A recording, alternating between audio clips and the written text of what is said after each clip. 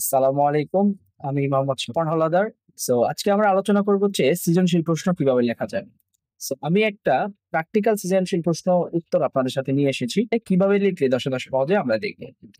তো প্রথমত সৃজনশীল প্রশ্ন আমরা সবাই জানি ৪ টা প্রশ্ন থাকে ক, খ, গ, ঘ। এটার জন্য বরাদ্দ থাকে ১০ মিনিট। ক নাম্বারে থাকে হচ্ছে আপনার ১, খ নাম্বারে থাকে ২, গ নাম্বারে থাকে ৩ এবং ঘ নাম্বারে থাকে হচ্ছে ৪। ৪ টা প্রশ্নের উত্তর আমাদেরকে করতে হবে ১০ মার্কের জন্য। প্রথম প্রশ্ন উত্তর হচ্ছে ১ মার্কের একটা প্রশ্ন থাকে এবং এটা জ্ঞানমূলক থাকে। অর্থাৎ আপনার এক কথায় আপনার উত্তরটা দিতে হবে। প্রশ্নটা এক লাইনে উত্তর দেওয়াই সবচেয়ে উত্তম। আমাদের খেয়াল রাখতে হবে উত্তর যেটা সেটা যাতে অবশ্যই কি হয়, মানে সঠিক বানান হয়। বানান যাতে ভুল না হয় তাহলে এখানে নাম্বার কাটা যেতে পারে এবং চায়। প্রথম এক কথার উত্তরটাকে আমরা এক কথায় দিব। যেমন এই প্রশ্নটা ছিল হচ্ছে দুর্গার বয়স কত? আমরা লিখে দিয়েছি দুর্গার বয়স ১০-১১ বছর। এখন আমরা দেখব খ নাম্বার প্রশ্ন। খ নাম্বার প্রশ্নের উত্তরের জন্য থাকে হচ্ছে ২ মার্ক। ২ মার্কের জন্য আমাদের লিখতে হবে প্রায় ২ টা ধাপ লিখতে হবে। প্রথম প্রশ্নটা আমরা খ নাম্বারের যে প্রশ্নটা সেটাকে আমরা প্রথমে এক কথায় উত্তর লিখে দিব এবং তারপর এটাকে আমরা অনুধাবন করব বা ব্যাখ্যা করব।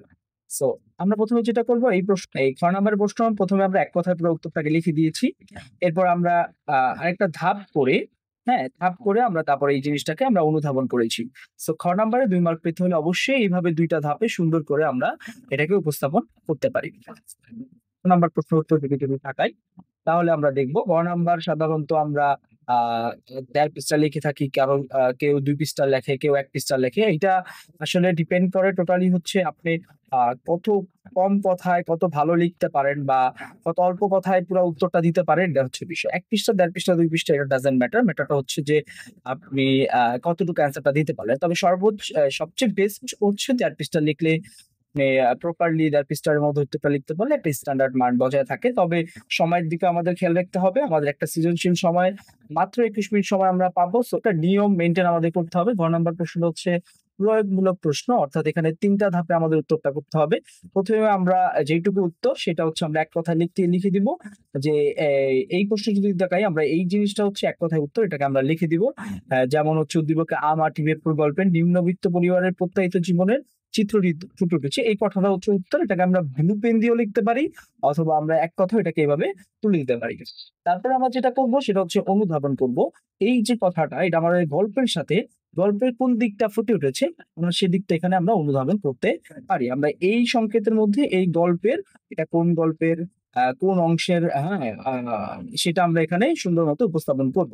তারপরে লাস্টে যে ধাপটা থাকবে এই ধাপটার মধ্যে আমরা উদ্দীপকের সাথে এবং এই গল্পের সাথে কোন দিকটাতে মিল রয়েছে বা কোন দিকটা সামঞ্জস্যপূর্ণ রয়েছে সেই দিকটাকে আমরা উপস্থাপন করে লিখে মোটামুটি ১.৫ পৃষ্ঠা শেষ করব। কেউ চাইলে ১ পৃষ্ঠাও লিখতে পারবে। তবে আমাদের ৩ টা সংকেতের মধ্যেই কথাগুলোকে শেষ করতে হবে। আমরা দেখি গহ নাম্বার। আমরা জানি গহ নাম্বারের জন্য হচ্ছে বরাদ্দকৃত থাকে ৪ মার্ক।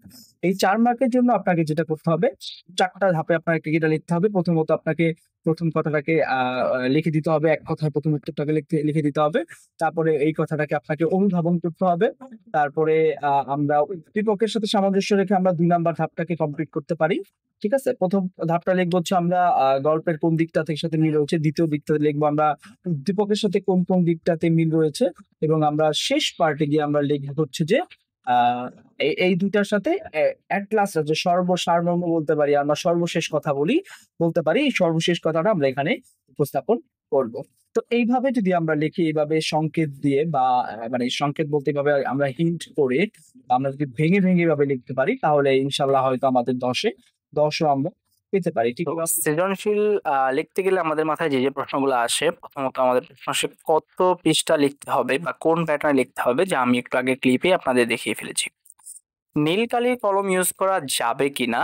অবশ্যই নীল কালির কলম ইউজ করা যাবে এবং হচ্ছে আমরা গ, খ এবং গহ নাম্বার প্রশ্নের যে প্রথম এক কথা উত্তর সেখানে আমরা নীল কালি ইউজ করতে পারি অথবা শুধু যেই উত্তরটা ওইখানে আমরা নীল কালি ইউজ করতে এই কত মিনিট সময় পাবো আমরা একটা সৃজনশীলের জন্য ২১ মিনিট সময় পাবো এবং আমরা সেটাকে অবশ্যই ৪ ভাগে ভাগ করে দিব। আমরা চেষ্টা করব সেটাকে ৪ ভাগে ভাগ করে দেওয়ার। যেমন প্রথম ক কে আমরা লিখতে পারি ১ মিনিটের মধ্যে, খ কে আমরা ৫ মিনিটের মধ্যে লিখবো বা ৪ মিনিটের মধ্যে লিখবো, গ কে আমরা ৭ মিনিটের মধ্যে এবং ঘ কে আমরা চেষ্টা করব ৮ মিনিটের মধ্যে লিখে শেষ করার। ওকে, তো যা করতে হবে সেটা হচ্ছে পরিষ্কার পরিচ্ছন্ন খাতা অবশ্যই রাখতে হবে, কোনো কাটাকাটি করা যাবে না, ডাবল রাইটিং করা যাবে না, লেখা ভুল হইলে ওটাকে কেটে কেটে কেটে কেটে মানে নষ্ট করা যাবে না, একটা দাগে কেটে দিতে হবে। উত্তর অবশ্যই প্রমিত বা চলতি ভাষায় লিখতে হবে, সাধু ও চলিত ভাষার সংমিশ্রণ করা যাবে না। অবশ্যই ফুল মার্ক আপনাকে উত্তর করতে হবে। যা মানে যা যতটুকুই পারেন না কেন আপনি পুরো অ্যান্সারটা করে আসবেন, অবশ্যই কোনো উত্তর না দিয়ে আসবেন না।